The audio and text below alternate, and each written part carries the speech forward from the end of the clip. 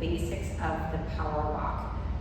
Power walking and just leisure walking is an amazing way to stay in terrific shape, both cardiovascularly and from a postural and strength training perspective. And there's a couple of little tricks of the trade and hacks that I can share with you.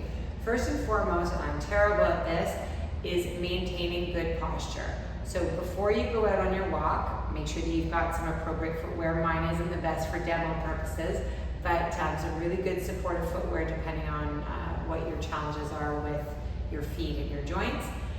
Posture to begin with is going to be crown of the head going up towards the sky or the ceiling if you're indoors like I am right now. Really good soft face, not clenching the jaw, and ensuring that you've got a subtle touch back of your chin. So as if you're trying to push the back of the head towards the back wall or behind you so that the back of your head is in line with the rest of your spine. The easiest one I always do is pretend like you're trying to make like everybody remembers Brian Mulroney, like a Brian Mulroney chin. So that's what we're working on there. Shoulders are down and away from the ears. And I always wear a necklace when I train. It's great for posture. You have a wonderful necklace on, and you're just gently showing off. You're not cocky, but you're just gently showing it off. In terms of your core, this is going to be your powerhouse, sort of underneath the brow line and just to the bottom of the hips. We really want to think about engaging the core, but not like a suck in, like you're pulling on super tight jeans.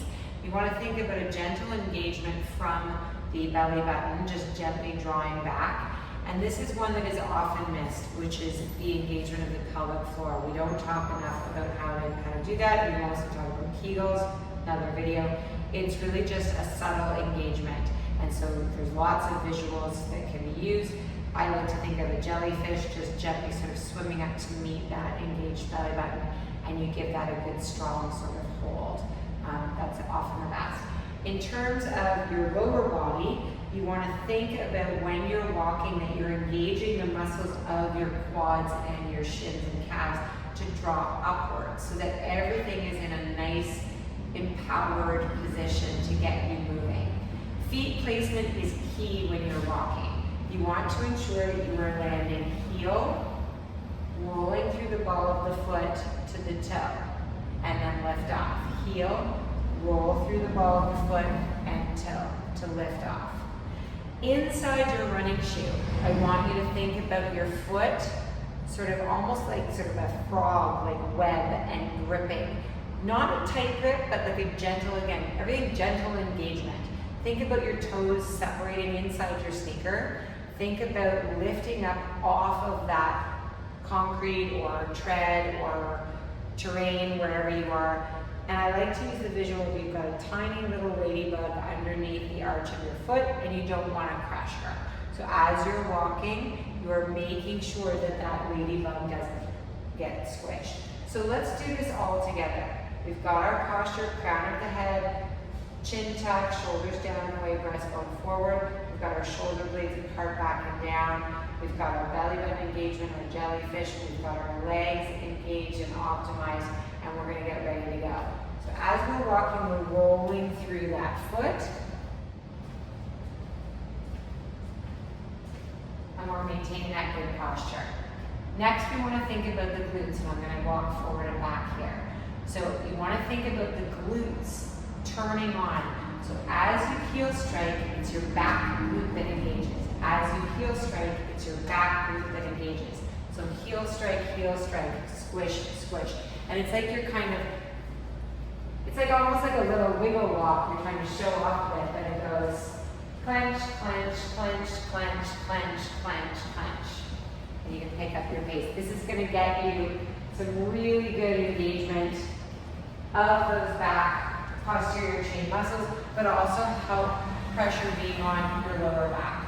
The last piece is going to be using your arms, and I'm going to show this with a weighted glove, so I'm just going to take a moment to put this on.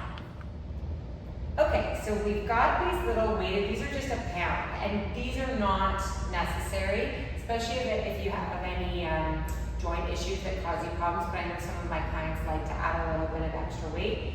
Power walking is really making sure that you are using your upper body. So we've got that optimal posture, crown of the head, chin tuck, shoulders, showing off the necklace, butterfly, shoulder blade wings, belly button jellyfish, leg engagement, and we're doing our roll through when we're walking. And then we start to pump our arms, and we're going front and back. We are not going side to side, okay, because that gives a different pull on the core. So we really want to make sure that we're getting that forward and back motion, and almost like you're grabbing something. So if you're not using a weighted glove, you're grabbing something from the air and really driving that elbow back. So let me see if I can get a full stride in going across. I'm alternating glute squeeze. I'm rolling through my foot.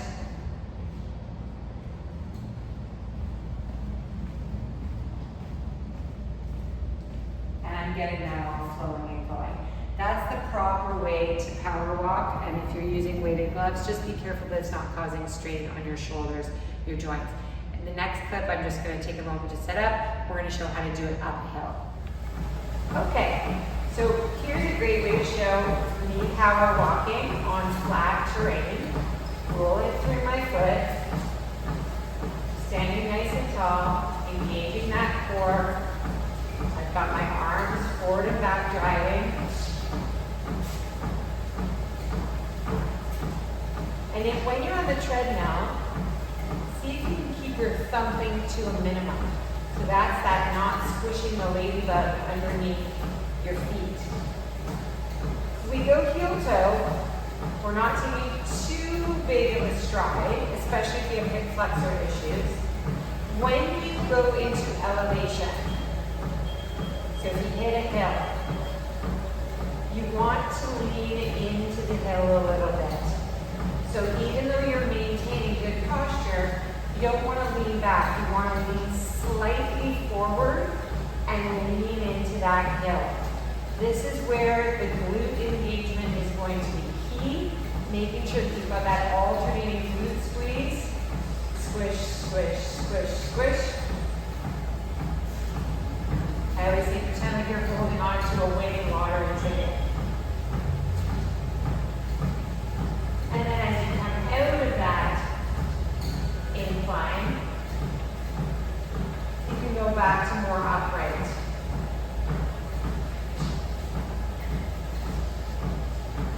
Make sure that your breath is consistent. Nice deep breath in through the nose, exhaling through the mouth, trying to get as much air in through your diaphragm, your rib cage, your belly as you move along. I hope this was helpful, and happy trails.